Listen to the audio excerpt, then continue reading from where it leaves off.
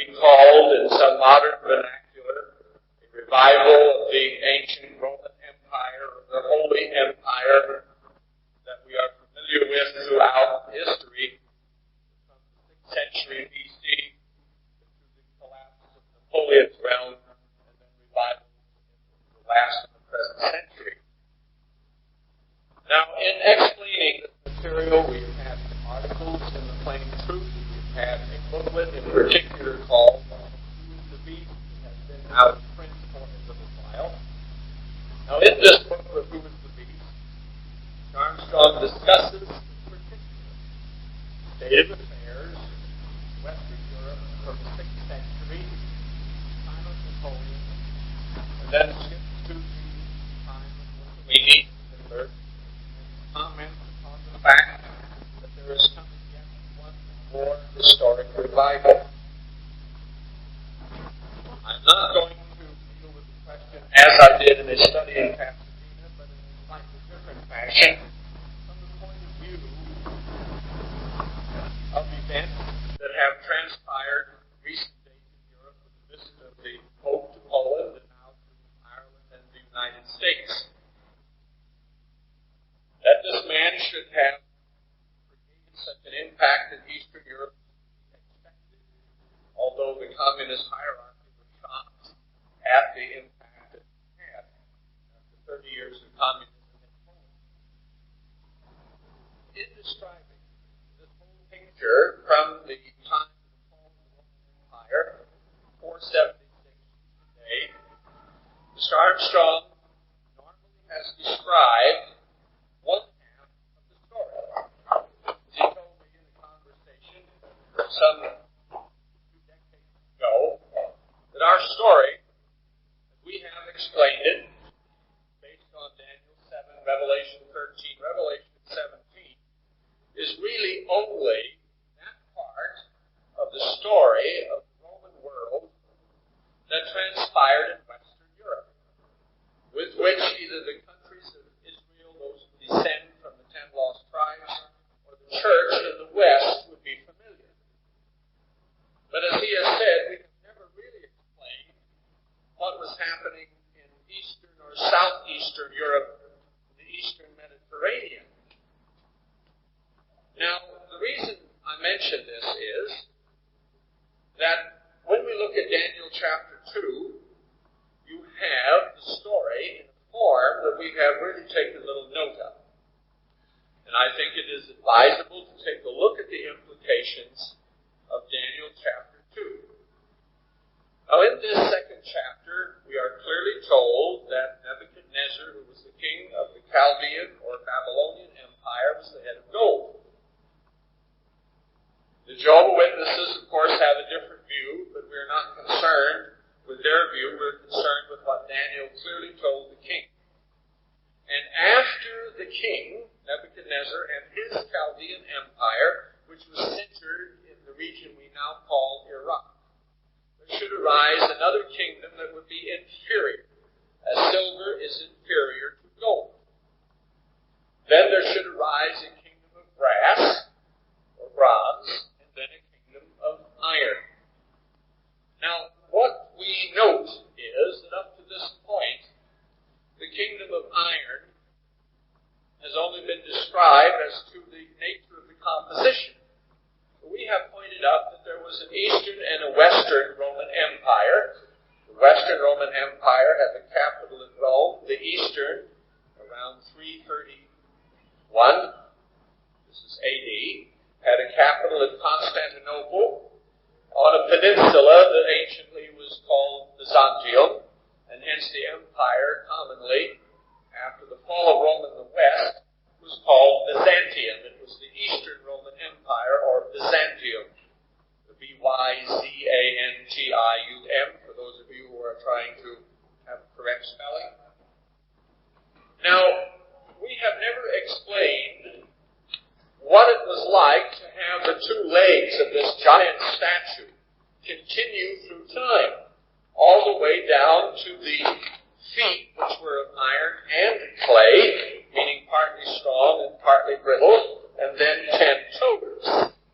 5 on each foot. We presume 5 because there's nothing indicating this was an abnormal statue. Now, what we take note of that is significant here is that you and I know that the Roman Empire was both Eastern and Western and came to be so difficult to rule that they in fact had 4 or 2 emperors, not uncommonly, at different periods in history, sharing the load. And the country, the realm that is the Iron Kingdom, was a realm divided into 2 parts, working together. As time went on, of course, the parts worked less and less together, but recognized each other in one capacity or another. We've never taken note of this, however, through time. We have said when Rome fell and Justinian restored the Roman Empire in the West, we really didn't tell you what was going on in the East. Now, it is not important. It's past history. What is important is that there was a Roman Empire in the East that did the restoring in the West. And Justinian created a Western Roman Empire, the capital being essentially at Ravenna, not Rome. And this was the separate realm. There was a legate who ruled the area, and it was essentially a separate realm in the West, while the Roman Empire in the East continued. Now, we could go through history, which I shall a little bit later, but I want to come down to the experience of the Second World War to show you that you probably all have heard but never understood. And our literature has never emphasized the point that we have described. And that is, during the Second World War, we have said that there was Mussolini's restoration of the Roman Empire, and there was Hitler's Third Reich, and we have a map usually that shows all of Europe under either a black or a red patch, and that was called the Axis. Axis meaning that there were 2 major capitals, Rome and Berlin, and the fulcrum, of course, was over the Alps, Germany, and Hitler's Third Reich north of the Alps, and the Italian realm was south of it, and it was a kind of Mediterranean empire, including Libya, Albania, and then in East Africa, Italian Somaliland, Eritrea, and Ethiopia. All you need to do is look at a map for the time.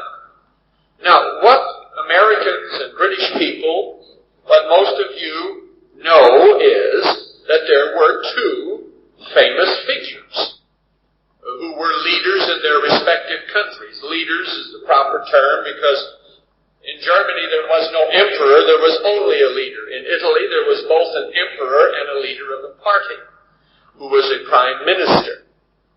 Now, those 2 famous men who in a sense directed the thinking and the policy of Europe were Hitler and Mussolini.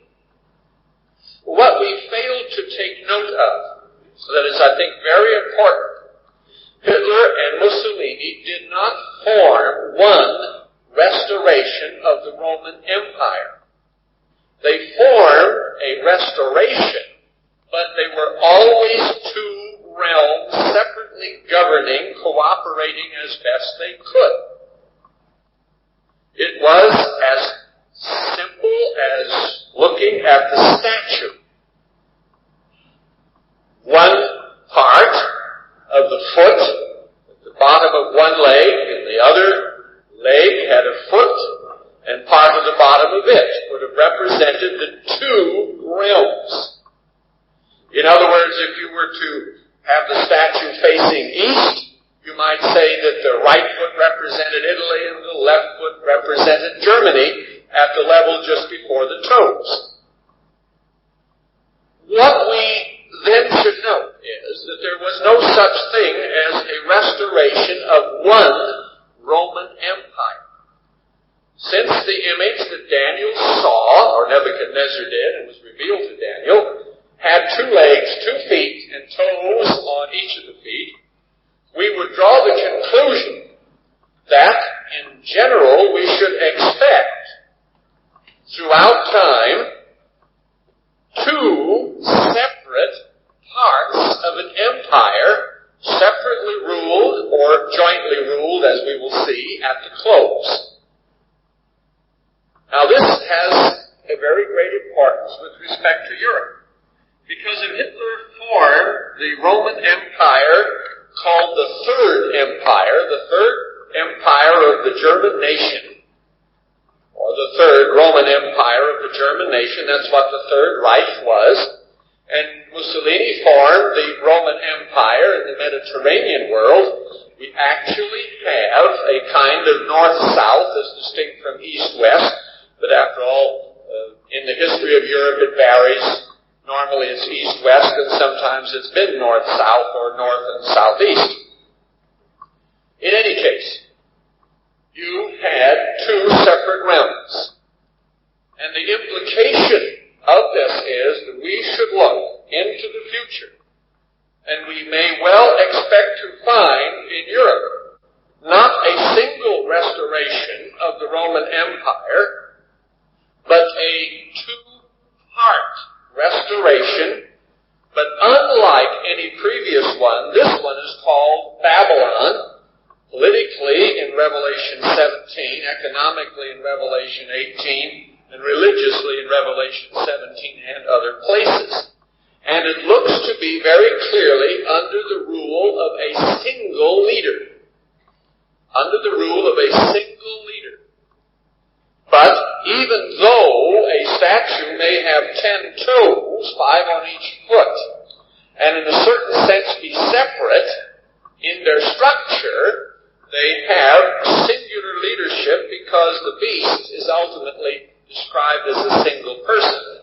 There won't be a Hitler Mussolini, there won't be an axis, but there may well be an economic political structure that is in fact made up of two separate units in Europe.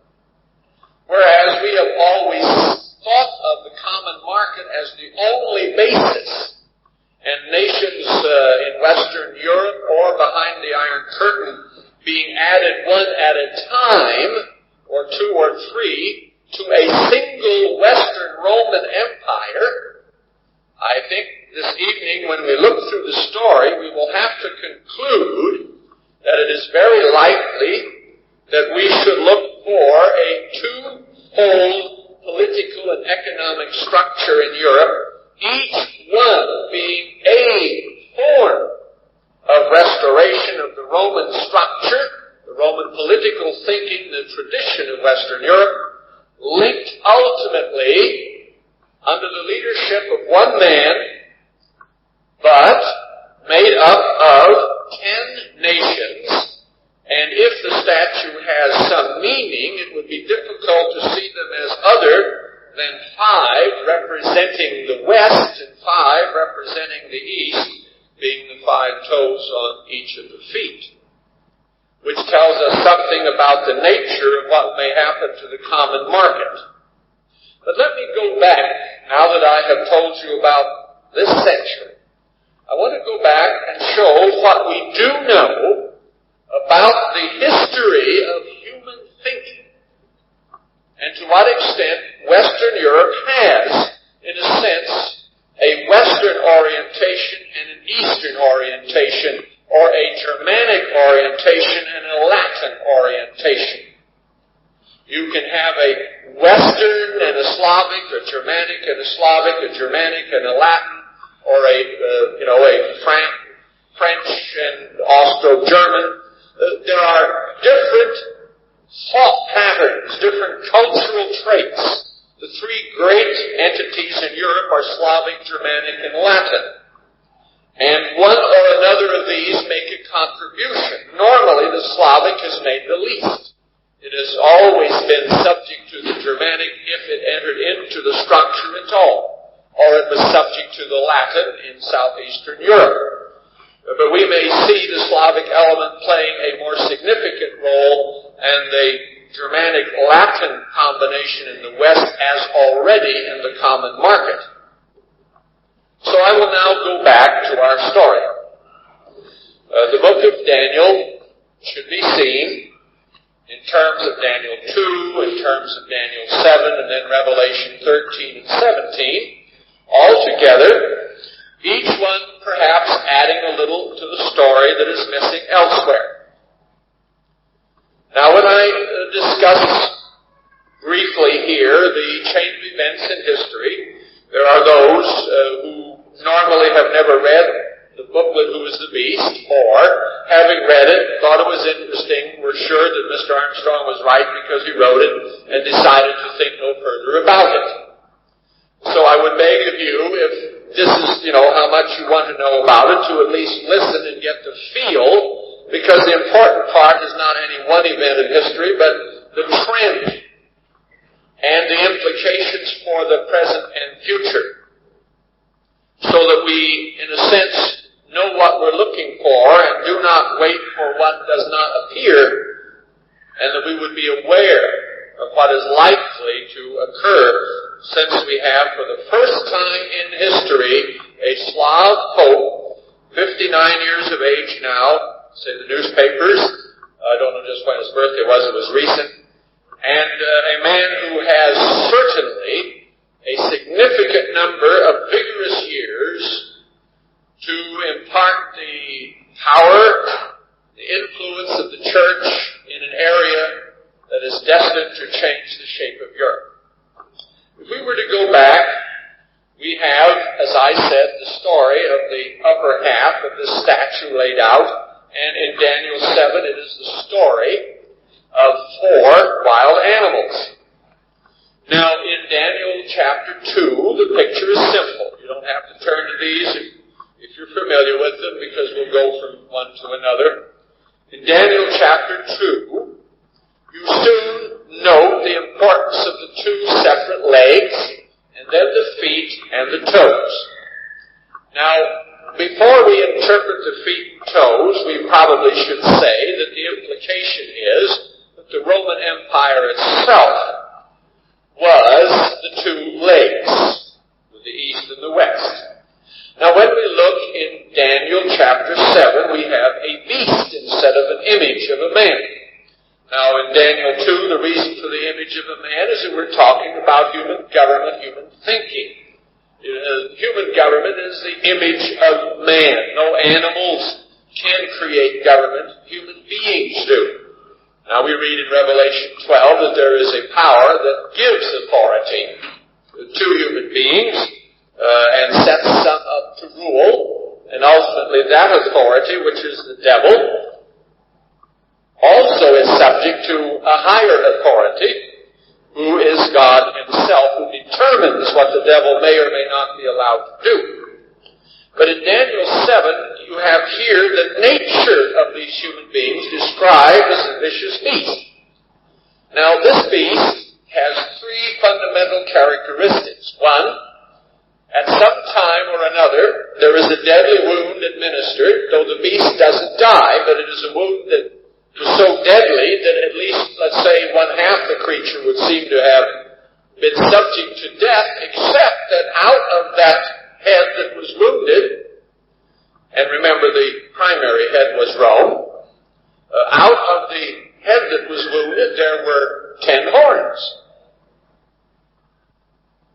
And there was an overthrow of 3 of the 10. So we learn from this that there is going to be some kind of series of successive restorations of Rome, 10 in number, of which a religious power, symbolized by another horn, we won't go into great detail there this evening, that this horn uproots 3 of them. These have correctly been identified in the booklet Mr. Armstrong wrote as the Heruli who first established power in Italy in 476. They were overthrown at the behest of the Catholic community that invited the Ostrogoths into the area in 496. And the Ostrogoths were overthrown when the Catholic community linked up with the armies of the Roman Empire of the East and drove the Goths, or the Ostrogoths, over the Alps and out of Italy. Now, the other group were the Vandals, who first went through this part of the world we have just described. Then, that's around 410, and went through southern Gaul, throughout Spain and went into North Africa and were overthrown about 535. The Heruli, you see, came later but were overthrown earlier. And then the Vandals were overthrown in North Africa, and the Ostrogoths were overthrown in Italy. Now the churches of God's seventh day, in whose roots the church may be found in the past century or two, have explained this chapter differently. Now their explanation, in my judgment, is wholly erroneous, because they include one other power that was not overthrown, but was actually absorbed in Italy, the Lombards. There were only 3 barbarian nations that at any time either made a covenant with the Eastern Roman Empire to establish it in their part of the West, or reinstituted Roman law or Roman coinage. All of these 3 kingdoms, the Heruli, the Ostrogoths, and the Vandals, were the only ones that, take note, restored the Roman system of law and coinage and commerce and government in the West, and were uprooted. Now, there were others who adopted Roman customs without ever attempting to restore the government, like the Visigoths and the Lombards. But in the end, they were not overthrown by a religious power called Rome. They were absorbed into the community, one in Spain, one in Italy. So, the literature that we have published is clearly precise and accurate on this point. If there is any question, the best simple answer that would support the material we have given is the Encyclopedia of World History, a 1-volume work written by William Langer. This is available in most libraries. You could look under the subject, Heruli, Ostrogoths, or Vandals, and William Langer, who is probably the Dean of American Historians, would tell you that no other structure, no other tribe, no other nation in Western Europe ever attempted to restore the Roman Empire as these 3 did. They may have been absorbed, but they were never uprooted. Now, the reason they were uprooted is they were all non-Catholic. They were Vandals. Now, I would draw attention, I don't mean Vandals, they were Arians, A-R-I-A-N-S, meaning they were followers of the teachings of Dr. Arius, who differed from the followers of those who upheld the doctrine of the Trinity. Now, most people do not know, but I would mention something that I doubt anybody has mentioned publicly before unless I inadvertently did in a study. The Arians believed, in general, that the crucifixion occurred on a Wednesday and the resurrection occurred on a Saturday. Herbert W. Armstrong was not the first one to understand this. The first to understand it were the 12 apostles and the rest of the 120. That's why the Bible says what it does. And it was knowledge throughout the early centuries such that it was understood. Throughout the world where the Arians were, except in the Roman world where this knowledge was gradually stamped out. Seventh-day Baptists have held this view. 2 and 1 century ago and into the present time, I've seen their literature on the subject. We perhaps have a piece of literature that is clearer than anything that had ever been written before. But it is not that unusual for people who have actually studied the Bible, and it is significant that the A-R-I-A-N-S, or Aryans, we're not talking of Hitler's Aryans spelled with a Y, which was a racial term, but this is a religious term. That there is a reason why they were uprooted, because they conceived of the Sabbath as we would They did not fully understand the nature of God. We are not saying that they were members of the Church of God at all, but they preserved this much of the truth as I pointed out this evening.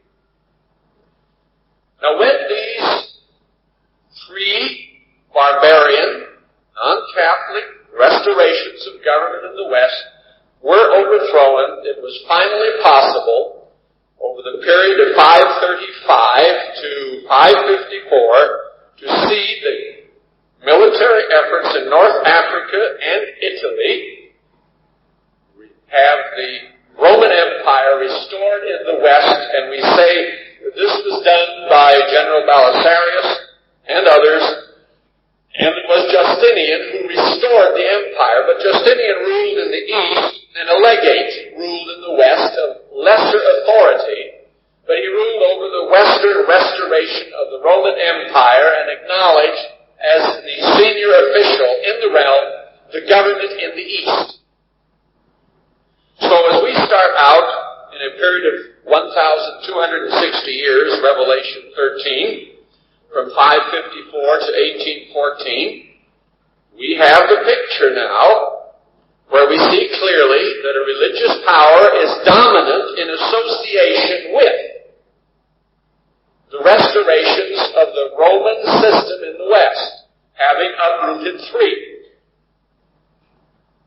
Now, this would tend to tell us that since the Roman Catholic Church is essentially a Western power, and the church in the East that later came to be known as the Orthodox Church is an Eastern one, we would automatically recognize that the role of the church should be linked up with the restorations in the West.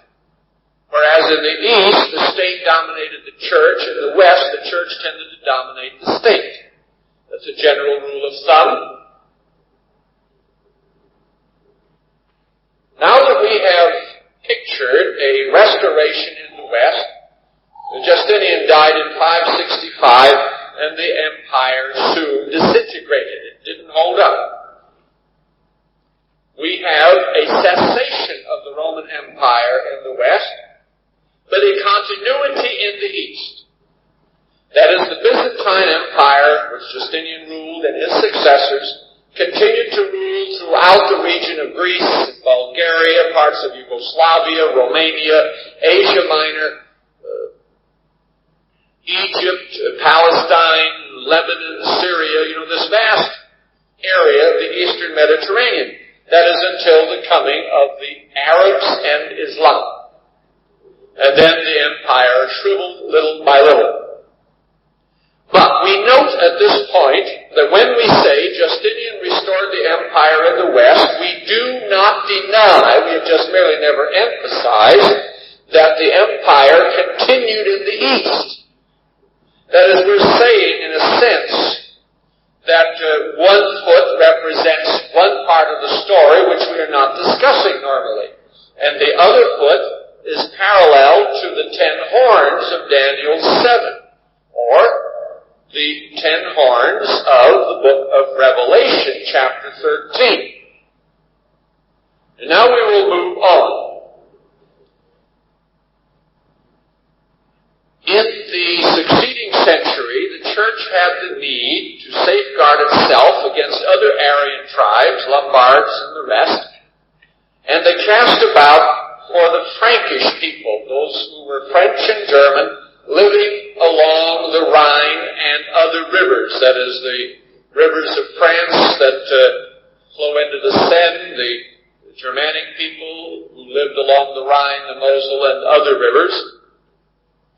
And this group of people, called the Franks, made up of a number of nations, up and down the Rhine and adjoining river valleys, were converted to Catholicism, unlike the other tribes of Western Europe. And so the Pope encouraged this family to think in terms of the future of Europe, and to perhaps plan to carry the umbrella of civilization.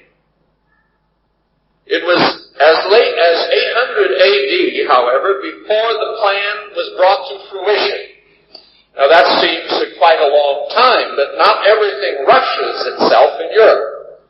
It was around Christmas Day in 800 AD that Charlemagne was crowned by the Pope, and he became the first emperor in the West that was not a part of the direct sequence of emperors ruling in Byzantium. That's in the East. But Charlemagne recognized that he was a secondary man, that the emperor in the East even had primacy, because after all, he had just been anointed into this office, whereas the emperors at Byzantium in the East were clearly the successors of the old Roman Empire. But the Catholic Church in the West had no control in the East. They only had control in Western Europe. So what we discover here now is something important. The bishop at Rome had no real power over the emperors in Byzantium, but did dominate over the legates in the West after Justinian restored the empire there. When Charlemagne in 800 AD, or AD 800, we prefer to put AD before the number and BC after a number, that's custom, that's the proper form, although we have deviated from that in our literature. He looked upon the Eastern Roman emperors as, the first among these two equals. When the Roman Church did dominate in the West and used the vehicle of the Frankish restoration, or the restoration by Charles the Great, or Charlemagne, that's what Charlemagne means. It's a French word that we have anglicized. In German we call him Karl der Große. It means Charles, or Karl the Great. Now this man and his successors were dominated in their views by the clergy in the West. But the clergy in the West did not control the empire in the East. The empire disintegrated into three parts that ultimately gave rise to the three modern nation-states of Italy, Germany, and France. It was not exactly that to begin with, but there was a drift in this direction to have three dominant powers outside of the Iberian Peninsula where Spain is, to have three dominant continental powers in the West, Germany, Italy, and France. Or, let's say, your Gallic people, your Italic people, and your Germanic people. That's what it amounted to. The empire didn't hold together. It came apart in the 10th century. Now, in 962, a Saxon king in northwest Germany, Otto, was anointed to be the new Roman emperor in the West. And all during this time, the Eastern Roman Empire continued. But the Roman Catholic Church did not dominate the empire in the East. It only dominated in the West. This is important to note. I'm only saying this so that you understand the implications of this for the future in terms of Eastern Europe, where atheism is the religion of the state. So you grasp the possibilities. This was the first German restoration, because the Franks were looked upon as partly German, partly French.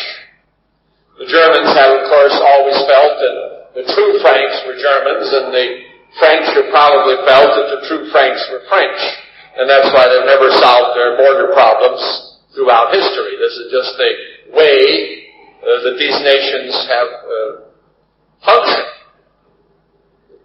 Now, this first restoration of the Roman Empire in Germany proper is called the First Reich in German tradition. It is the third restoration of the Roman Empire since three barbarian tribes were uprooted in their attempts to restore Rome. But it is called by the Germans the First Reich, meaning the first empire.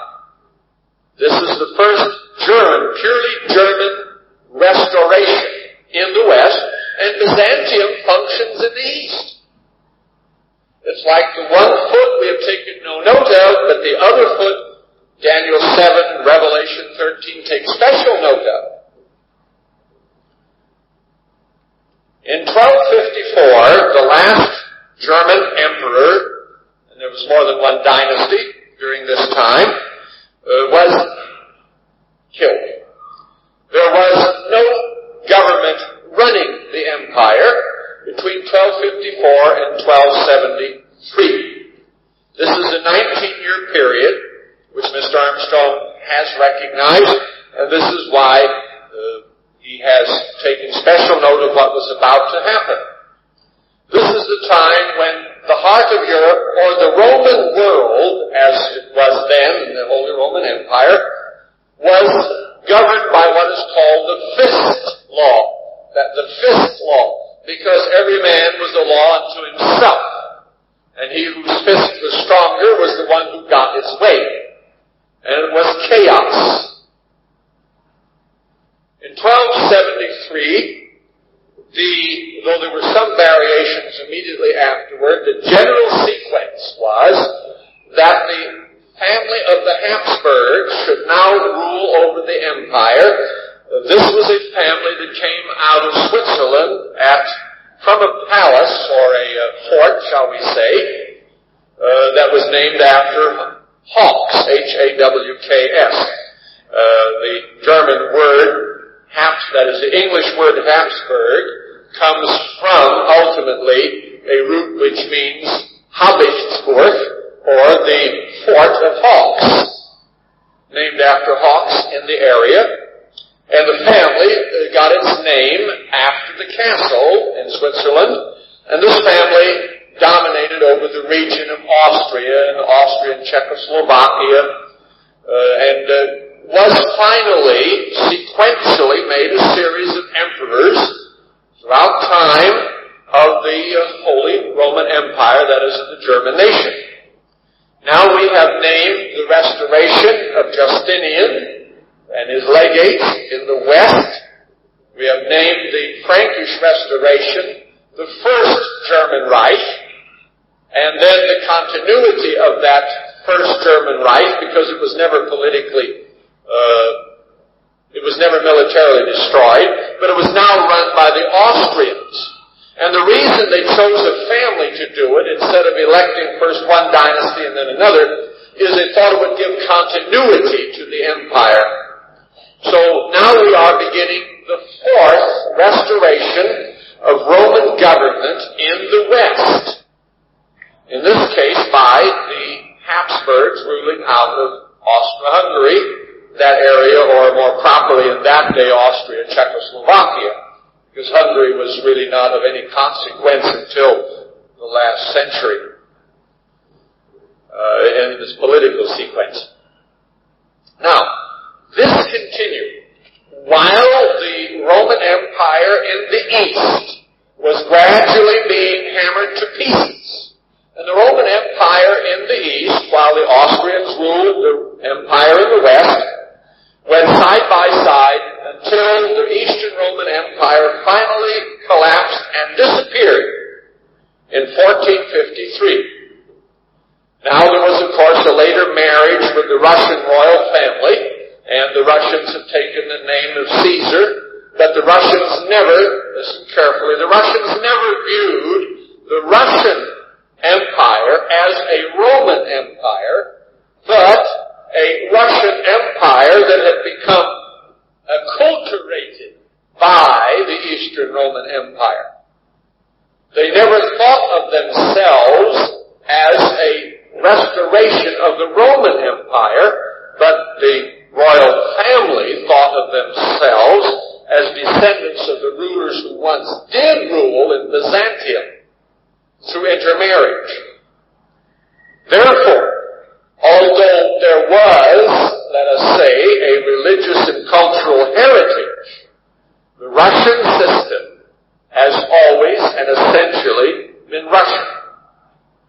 But with the collapse of the Roman Empire in the East in the middle of the 15th century, in the West, you note that this was about the time of of the high point of the Habsburg family. And in the West, a new pattern was developing in which the emperors were elected over the German Empire, but also ruled vast hereditary territories surrounding the Roman German Empire. That is, as the empire in the East, the story of the feet, or in this case one of the feet, was disintegrating, the Western pattern was, in a sense, duplicating, so that there was a Holy Roman Empire of the German nation where the Habsburgs were elected with each generation. And around that area, in Austria, Czechoslovakia, Hungary, the Balkans, the lowlands, and Spain, and finally the New World, the emperors, one way or another, were linked to other royal families or had hereditary territory that they were ruling. So that these emperors, in a sense, after the middle of the 15th century, not only were ruling the empire, but were creating, if you please, a family hereditary territory in the heart of Europe that we ultimately will find bearing the name of Austria.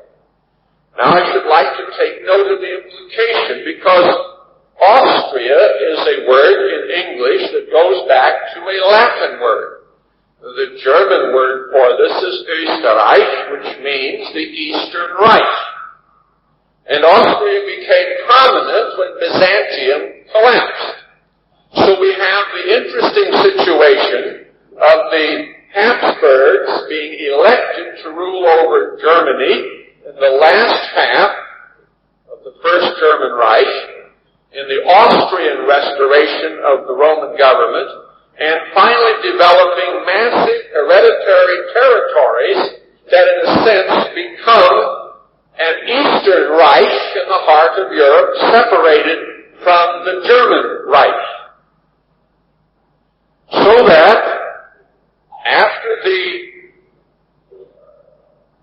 Habsburgs dominate during the period of Charles V, 520 and on, you come to the revolutionary period of the 18th century. When France was in ferment and Germany was deteriorating as a result of the terrible 30 years religious wars that destroyed the heartland of Germany between 1618 and 1648. France thereafter became more and more important, and so, about 1804, Napoleon, who was a general, came out of Corsica, who descended from the ancient emperors who ruled the Eastern Roman Empire. He was not a Frenchman, he was a descendant of the ancient emperors who ruled the Eastern Roman Empire. He became the emperor in France, and the purpose of having this title was to restore the Roman Empire by the French nation. And the Austrians at this point in time accepted that instead of Austria being dominant over Germany, Austria should play a secondary role to France. That is, the French man now, this Napoleon, who was not really a Frenchman, although the French think he is the greatest Frenchman who ever lived, greater even than de Gaulle. The British have always thought he was the cockerel on a dunghill. But different people have different opinions of their great leaders. This man was now a man who dominated over France and Germany and linked the Rhineland states and the other German states to his realm, so that he became, in a sense, the emperor in the area that was now France and Germany, and the Habsburgs continued to rule what was called the Eastern Empire, because Austria, as you see, became more and more prominent as a separate entity in the heart of Europe after the fall of ancient Byzantium. Church did play, and wanted to play, a dominant role. It didn't last long. Napoleon crowned himself, took the crown from the Pope, in fact captured the Pope and made him a prisoner in the process of doing this. And in a sense, the Catholic Church really never dominated significantly this French Restoration, but they did dominate the Austrians as they had been throughout the history of the Habsburg family. Napoleon was overthrown in 1814, sent to the Mediterranean island of Elba, came back in 1815 in the famous 100 days in which he attempted to restore the Roman Empire and met with the overwhelming defeat at Waterloo and was exiled to the South Atlantic. Now, it was an overwhelming defeat only in this sense that it could have been an overwhelming victory, and it was a question of who was going to win the day. It could have been an overwhelming defeat for the British if the Prussian army that had not been involved had not arrived at the last minute, or it could have been an overwhelming defeat for the French, as it then turned out to be when the Allied armies came just in time. Now, 1815, this 100-day period, but the actual empire was never restored. It was only an attempt militarily to do so, and it failed. So from 554 to 1814, Mr. Armstrong has pointed out, are 1,260 years, which is the story of the 42 months prophetically spoken of, prophetically speaking, written in the book of Revelation, chapter 13. Now you will want to note in chapter 13 that there is one beast which had the characteristics of the lion, the bear, the leopard, and this other creature with its iron teeth. And that one beast in Revelation 13 is really the story of the state of affairs of Daniel 7 as seen in the days of the Roman Empire when the book was written. John is not going back to the previous beast. He's seeing a beast that has in one way or another absorbed the characteristics of all that had gone before, and that beast had 7 heads and 10 horns. Now we note that those 7 heads do seem to parallel the 7 heads of Daniel's beasts in Daniel chapter 7. Babylon was an animal with 1 head. Persia, there was the 2. There was the bear, I should say. And then you have Greece with 4, and then you have Rome. You have an interesting situation where the number of heads in Daniel 7 and the number of horns are the same. The number of heads and the number of horns, 7 heads, 10 horns, are the same as 7 heads, 10 horns in Daniel, but John sees it in 1 animal, Daniel saw it in 4. But after all, Daniel sees it before any of the 4 have ceased to be. In fact, before any existed but the first one. He lived into the time of the second one, of course, the Persians. But John in Revelation sees it after Babylon and the Persians and the Greeks had already disappeared from the scene. So, in a sense, John's beast is picking up the story of the Roman world and its succeeding restorations. These 10 corresponding to the 10 horns of Daniel 7. And the 42 months that this system rules in the West represent the period from 554 to 1814. At which point, 5 restorations in the West have now fallen. The restoration under the legates in the days of Justinian, the restoration of Charlemagne and successors, the restoration by Otto, first German restoration, you see, and then the Austrian restoration, then the Napoleonic restoration. These are 5 restorations. 5 are fallen. I say that because when you turn to the book of Revelation chapter 17, you read about a beast with 7 heads and 10 horns, and you discover that although that's future as John saw it, the whole thing is future, yet when you approach the day of the Lord, John is told that 5 are fallen. So that the five did survive at some time, but finally they're past as we approach the closing 2 centuries of Earth's history.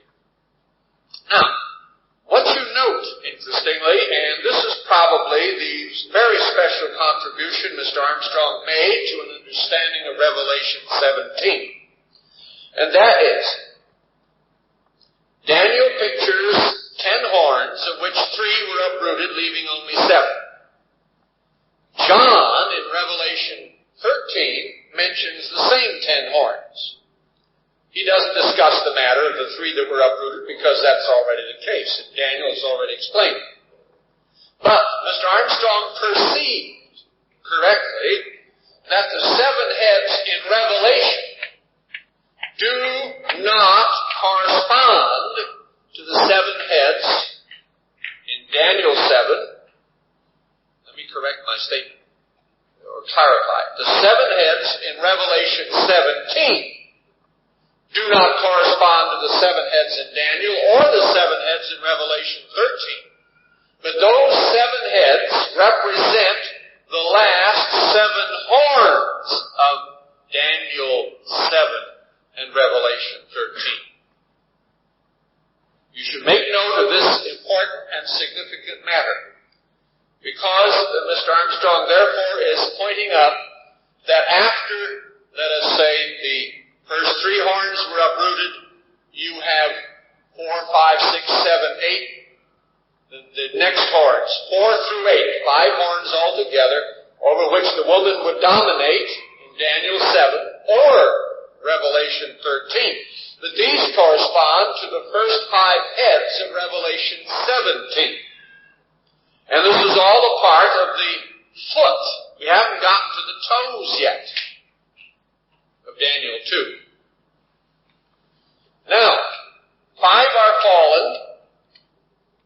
Now we are told that there is a time where there is 1 that is, and 1 that is yet to come. That would mean that there are ultimately 7 in all over which the woman reigns. Because Revelation 17 is telling us of the restorations over which the woman reigns. And there are 7 heads. But in Revelation 17, you have the most remarkable statement.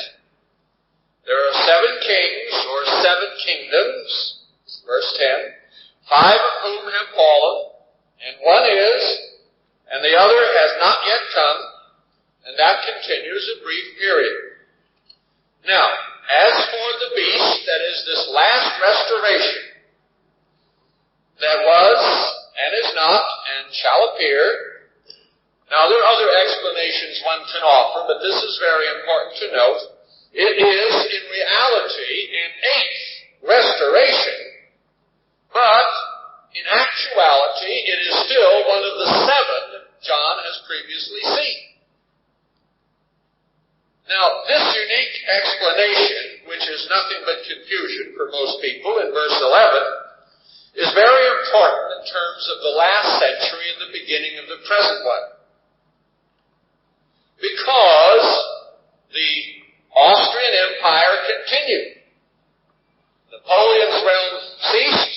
The Western restoration of the Roman system ended in 1814, but the Eastern one continued under the Habsburgs, the Eastern Empire, Österreich, Austria.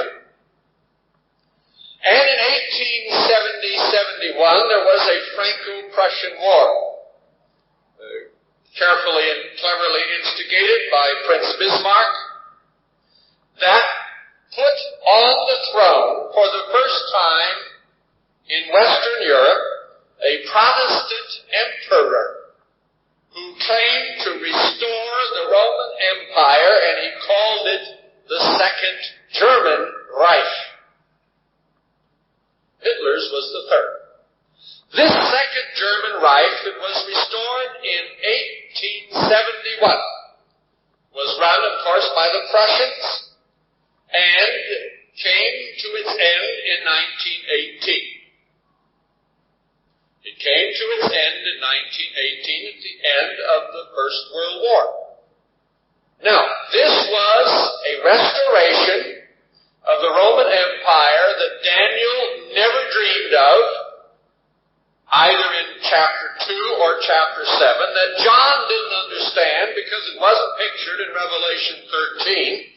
In fact, it isn't even pictured in Revelation 17, but in the words of Jesus Christ to John via the angel, John might have guessed that if the last restoration is an eighth, then somewhere after the fifth, there would be a restoration of the Roman Empire upon which the woman did not ride. And anybody who knows the history of Europe in this century would know that the Bible most certainly would not have overlooked the tragedy of the First World War. And the fact that the German Kaisers or the German emperors looked upon their Prussian Protestant Empire as a restoration, the second German restoration of the Roman Empire, but one over which Rome did not rule. See, one over which Rome did not rule. That's very important. That, in a sense, will make the seventh one really an eighth, and it will make the sixth one actually a seventh in sequence. But since it was not sat upon by the woman, it is never pictured in any of these prophecies except by the words of Revelation 17:11. But we should note that it does exist, and that the angel knew it would exist, and conveys the message to John. And therefore, we must understand why the First German Reich is described, and the Second German Reich is described before we come to Hitler. So what we have is a restoration not otherwise defined by Protestants, over which the Roman Catholic Church did not rule. It was in this Protestant Reformation that Bismarck led a Kulturkampf, that is, a cultural struggle against Roman Catholicism. And the battle, let's say, was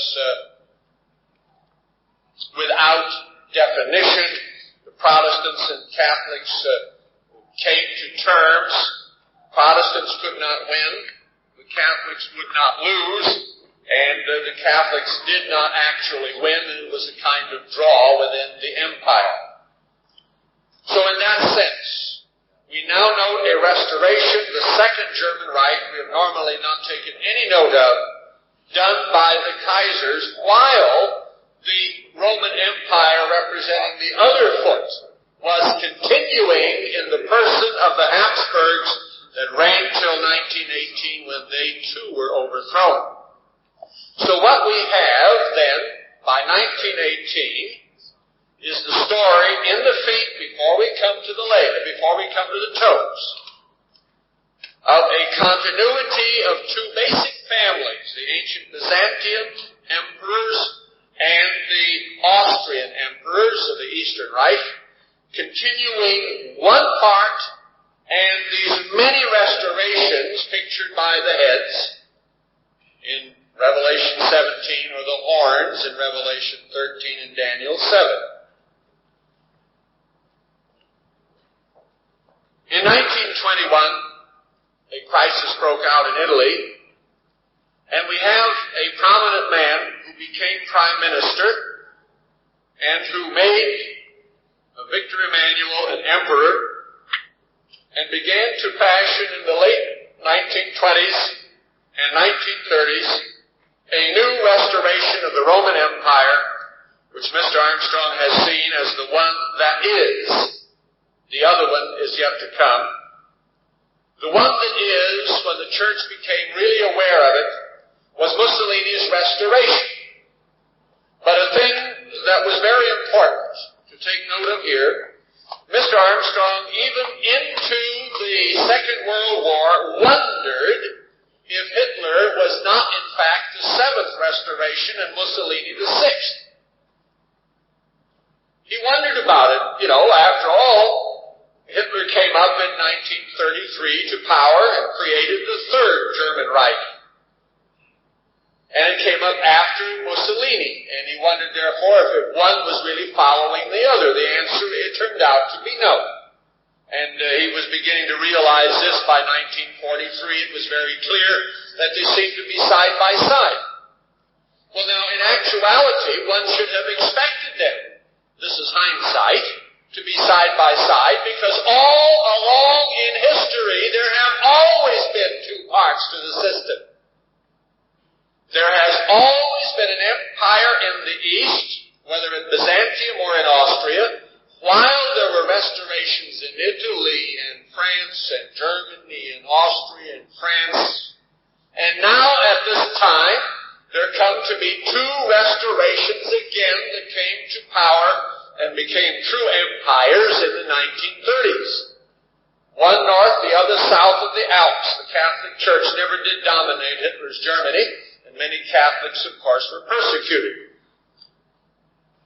as were Jews and Gypsies and Poles and Ukrainians, Slavic peoples of all sorts, and French and Belgians and Dutch, some Danes. It was a terrible time. But what we should have expected, and of course most of the Christian world cared nothing about it. The Church of God had no real understanding, Church of God Seventh Day, and Mr. Armstrong was beginning to get understanding of this picture in the 1930s and 40s. And he came to see, before the war was over, that without any doubt, there were in fact two restorations of the Roman Empire, not one in succession.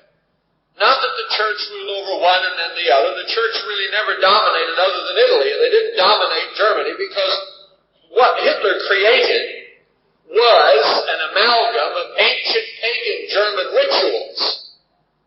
The midnights, I should say the fires that would often be ignited during the night in amphitheaters similar to what we have here. They had traditions that went back to the ancient Aryans. They had something from Protestantism and Catholicism, and they linked it together with other things that Hitler came up with, the master race theory. It was a barbarous system.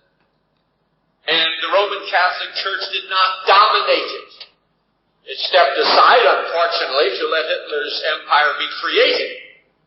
But they did not dominate it. But they did dominate Italy, having made a concordat in 1929.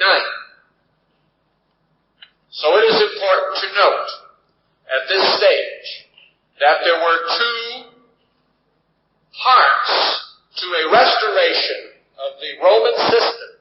The sixth restoration, the one that is, that's the one described here in verse 10 of Revelation 17, and it collapsed in the period of 1944 and 1945. Now, I am emphasizing what is going on so that you understand that through history, the Roman system has never, ever been united since Constantine divided the empire. Never, ever has. There has never been only one restoration. There was no one restoration leading to the First World War. No one restoration leading to the Second. No one leading to the Napoleonic Wars. You had two parts all along. It may have shifted from one area to another. But the Roman Empire has never been able to be a single unit. And in the final analysis, we have, however, something unique. The woman rides the beast in Revelation 17. The final beast, pictured here, has 10 horns. And she's pictured riding the whole system. Of course, they overthrow her finally.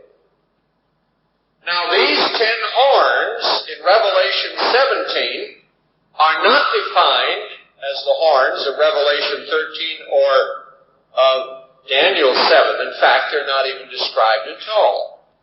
These 10 horns of Revelation 17 would correspond to the 10 toes, Daniel chapter 2. Mr. Armstrong did not understand that fully when he first drew it up. He thought maybe the toes represented the successive powers corresponding to the horns of Daniel 7 or Revelation 13. But then he realized that those two chapters really were parallel with the feet of iron and clay, and that the 10 toes really correspond to a tenfold restoration that will occur only at the close. Only at the close. Hitler attempted to duplicate it, but the final restoration will be 10 powers who will give their power and authority to the beast. They have one mind, verse 13, Revelation 17. And they're going to make war on the Lamb, and the Lamb will conquer them. He's Lord of Lords and King of Kings. So we now know that this system leads to the coming of Christ. These are 10 kings, verse 12. They have not received royal power because they don't start out as kings. But they are to receive authority as kings for a very brief period called 1 hour in prophecy together with the beast. And this implies that the beast is a kind of emperor and these are kings, the emperor being a ruler over kings. So we are probably going to see a shift from a democratic concept, whether east or west. The Russians have democracy too, which is a lie, but that's what they call it. It won't be a democratic system. In either case, it'll ultimately be an authoritarian and a royal system, but not at the start. But if there are 10 horns or 10 kings here, we note, of course, that we do not assume that these are necessarily separate nations, because there may even be blocks of nations. For instance, it would be unthinkable in political power to have Holland and Belgium and Luxembourg have 3 votes, and France 1, and Italy 1, and Germany 1. No sensible Frenchman would allow it. No Italian in his right mind, and for the German it is unthinkable. But it may be a block with one such vote. That's a possibility. Just bear it in mind, Mr. Armstrong has used the term nations or blocks of nations. But now the implication from this is significant, because we're counting the powers in the common market. There are 9 now, excluding Greece, which is gradually entering. They're so far behind, there's no telling how long it'll take before they'll really be a 10th, in the true sense of the word. But the Danes would like to get off the bandwagon, and the English are surely going to do it at the most inopportune time and get their nose bloodied for it. And if the Low Countries become one block, you have removed, let's say, Denmark, you have removed England in all probability, and you will take 2 votes away in the Low Countries. That's 4. 1, 2, 3, 4 already removed out of the 9, and that leaves you 5. We're just talking, we're not prophesying at this point. But you note that the image that Daniel has in the 2nd chapter has 5 toes on each foot. And the implication politically is that in all probability the political power in Europe will be developing out of the common market, not as 10, 12, or 13, or 9, but ultimately the implication of Daniel is that there will be 5, let us say, voting powers, if I use the term. It may be more nations, but there will be 5 powers, 5 nations and blocks of nations linked together is the implication. Luxembourg is a principality, both Belgium and Holland are kingdoms, and very likely there could be a linkage there politically. not to become one nation, but to remain separate entities within a higher level called Benelux. In fact, the three do function as one nation economically. Not as Germany or Italy and France, which function as separate nations. These three actually act often as one economic power even now, but not political. Now, the picture that we have then leads us to the question of Eastern Europe. Now, in Eastern Europe, you have what is called the Commune. Western Europe, you have the common market. The Commune is the communist common market. These are made up of nations where communism has been entrenched 25 to 30 years. It is made up of Poland, Czechoslovakia, Hungary, East Germany, Romania, Bulgaria. Yugoslavia is not behind the Iron Curtain. It is west of it. Tito saw to the fact that the Iron Curtain was drawn east. Austria is not a part of either the West or the Iron Curtain, but a neutral country. Switzerland, Liechtenstein are neutral. Of course, the Iberian Peninsula is made of people who want to get in. But if I look at the picture, I tend to see the following pattern. I tend to see the possibility that ultimately, if you have the Benelux countries as one power, we may well discover that the German state in the West in some way will be linked up with the East. In any case, East Germany is 95% Protestant and atheist, and only a tiny percentage of Catholic. That is not a Catholic state. It is overwhelmingly a Protestant state. But in the East, Poland is a Catholic state, excuse the slip of the tongue. Czechoslovakia is primarily a Catholic state. Hungary is significantly a Catholic state. Romania is only a small part one. Now, these are all communist countries. And then, of course, you have the question of the role of East Germany. And then you clearly have the question of the role of Yugoslavia, which is a communist country west of the Iron Curtain. What I perceive is the probability in 1979 and hereafter that the communist parties in Eastern Europe will ultimately be able to retain their political power because there is no true political opposition inside. There's opposition, but they will probably be able to hold their power, and as a bloc, I'm not talking about Bulgaria, which has no Catholics to speak of, as a bloc, they will most likely link up with the common market, but keeping their separate political entity. It will be what we have always seen. The common market is a capitalist socialist state that will develop with 5 prominent voting powers, and more nations in all probability, and the Eastern Bloc, or the other part of the restoration of the Roman Empire, will be the Commune states, essentially retaining a socialist communist form of government that is now entrenched, but in this case linking up with the West, seeing that their cultural heritage is Western, much as Yugoslavia has been, thinking of it, and certainly the Poles are rethinking.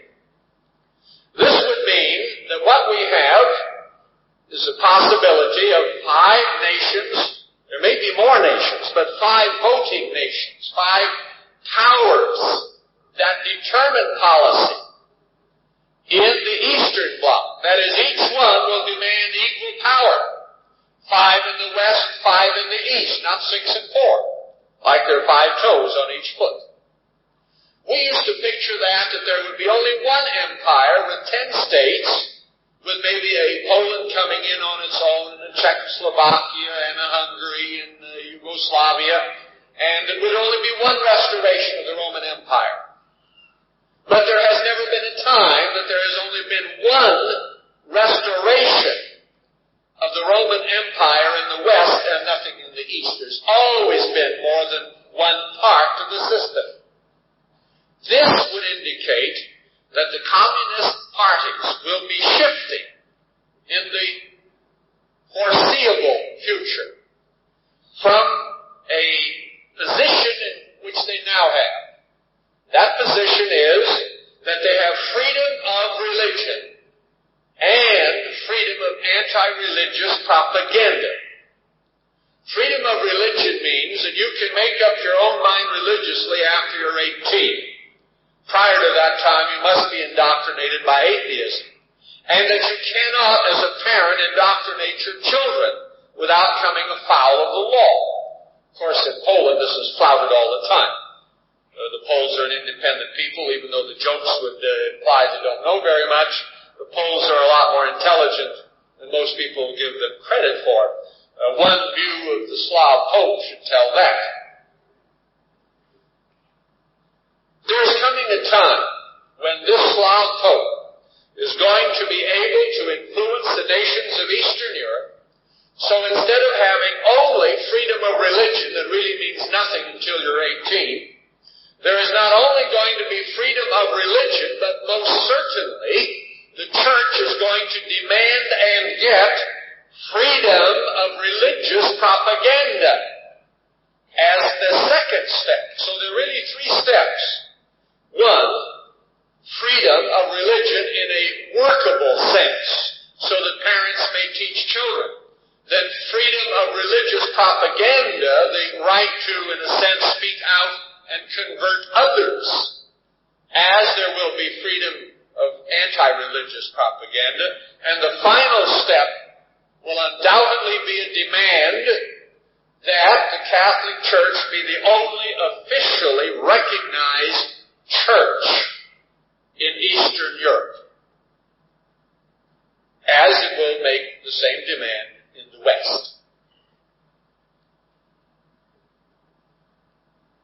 The implications then are that we should not expect a unified common market only, on which there will be a political power established called the beast, but that there will be a part of it that is Western, capitalistic, socialistic oriented, and another part that will ultimately be linked to the West for economic reasons primarily, and ultimately political.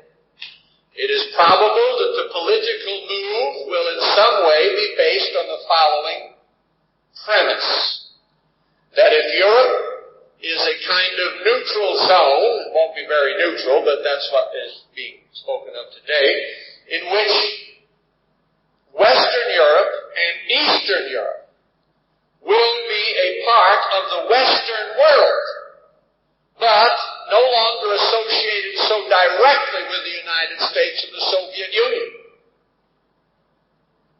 And a kind of counterbalance against the United States, not necessarily in opposition at first, like China is a counterweight to the Soviet Union. I can foresee, ultimately, this part of Europe coming together, coalescing, making an unexpected deal with Russia, so that Europe, finally, and the Soviet Union come to a secret agreement in which the United States and China are delivered to their mutual neighbors as an inevitable political development. Russia cannot forever allow China to continue, and prophecy implies that Europe will ultimately become very upset at this country and its dollars, and our religious views that keep church and state separate. comes, it will probably be as big a surprise as the Hitler-Russian or von Ribbentrop-Molotov pact in Moscow in August of 1939, and within a few weeks, by the very beginning of September, the Second World War broke out. It is just such a possible ultimate conclusion. But you see how much must be done along the way. Now, I would point out one other thing, as we have just a few minutes before 9, and I'll take those minutes. In Daniel chapter 11, you note in verse 31 the story of Antiochus Epiphanes coming to the temple area in Palestine in 167, from the period of the spring of 167 to 164 in the autumn. You have a 3.5-year period, very terrible period. Jesus in Matthew 24 spoke of the time when Jerusalem would be surrounded with armies and an abomination that would make desolate, etc., is there. He says in Matthew 24 to take note, to read what Daniel says about it and let the reader understand. Now this man, described in verse 31, really comes on the scene in verse 21. And the same person beginning with verse 21 of Daniel 11 is described all the way through verse 31 and on.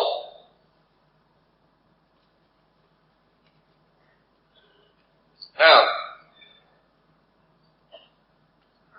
his story really ends in verse 31, all the way to the bottom of it. He shall seduce with flattery those who violate the covenant. That goes on in 32. And the people who know their God, the Maccabees, ultimately put an end to him. They stand firm and take action. So that in a sense the story of Antiochus Epiphanes may be thought to end in verse 32. But look at this man. In verse 21, he's described clearly in the place of the predecessor. That's the story of Nicanor and others. In his place shall arise a contemptible person, to whom royal majesty has been given. Now Hitler was very similar to this, but he was not the ultimate fulfillment. He was a corporal, he was not normal in his mind, demon-possessed on many occasions, satanic-possessed perhaps on rare occasions. A contemptible person. Otto of Habsburg we've talked about as a possible leader of Europe. Franz Josef Strauss. I would like to just mention that we should not get locked in to things that we take for granted. The Catholic Church has traditions that there's going to be one more pope after the present one. I personally think the present one is a very important leader, but I do not think that he himself is going to be the final religious leader of Europe. The Catholic traditions would imply one more is yet to come.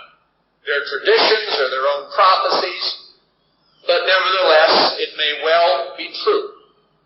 This man is laying the foundation for the link-up, in my judgment, of Comic-Con with the common market.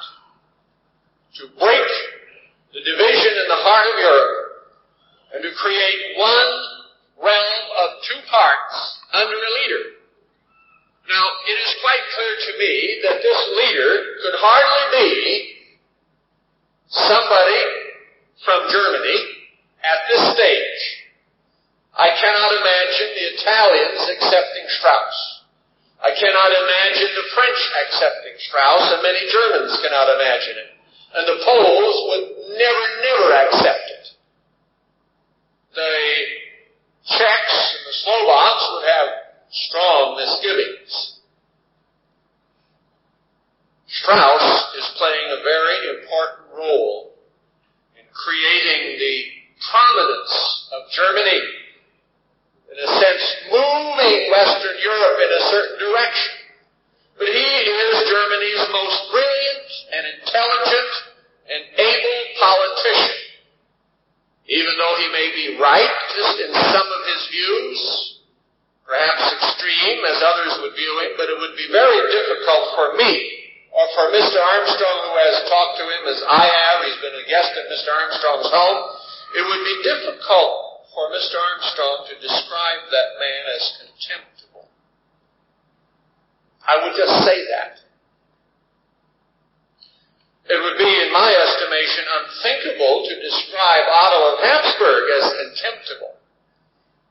Both of these men are extremely important in the formation that is going to take place. But this contemptible person to whom the royal majesty has not been given, that is, it was not one of those things you would thought to have deferred on him, he comes in without warning and obtains the kingdom by flatteries. And suddenly, armies will be utterly swept away before him and broken. We won't go on any further. He acts deceitfully, he just mentioned that, with a small people. And without warning, verse 24, he comes into the richest parts of the province, meaning Palestine at that day in the original fulfillment. But Jesus said the final beast who enters into Palestine is like this person. Now, all that I want to say is that there are three primary figures on the scene, creating a new Europe, which, if it were left into the hands of the present politicians, would perhaps be a very stable Europe. But what I perceive is the fact that neither East nor West is likely to agree on somebody who absolutely represents one side or the other. But that there is coming a Pope who will encourage both sides to accept some neutral somewhere in the middle. Austria is in the middle. Austria has the history, you see, of a royal family. This may not be true, I'm just commenting. But I would suspect that somebody who now is not one that would be thought of. You know, Otto of Habsburg is now a German citizen. He's not an Austrian citizen alone as he was. He's a German citizen. And he wanted to do this in order to get in the European Parliament to set the stage and to set policies there over a period of time. I doubt that you and I yet know who the final contemptible man is who comes to prominence without warning, who will be not, let us say, one who will represent either the East or the West, but will be somebody to hold it together along with a religious leader. In order to hold the two parts together, he almost has to be some neutral in the middle. I do not perceive yet that in 1979, October, the Feast of Tabernacles, that we can be sure we have pinpointed the name. But we are clear in having pinpointed the office and have a responsibility to Europeans to point out to them the grave consequences if what they are creating should fall into the hands of a contemptible person, someone who doesn't normally merit the dignity that you would attribute to the great political figures of the 10 nations, as the 9 in the common market or any of the figures in Eastern Europe. I think it is wise to keep our judgment open and not to draw hasty conclusions that might be premature, but to watch what the great minds that are now at work are doing. And what they are creating is a system with one terrible flaw. That flaw is the fact that it is government of supreme power that can fall in the hands of a mortal man who will end up not of noble character, but deceptive and contemptible. I I don't think we have ever explained it as I have this evening. We are seeing here not only what the church has taught, but what we are adding is what we have perceived all along, that another part of the story is there. And in telling the other half of the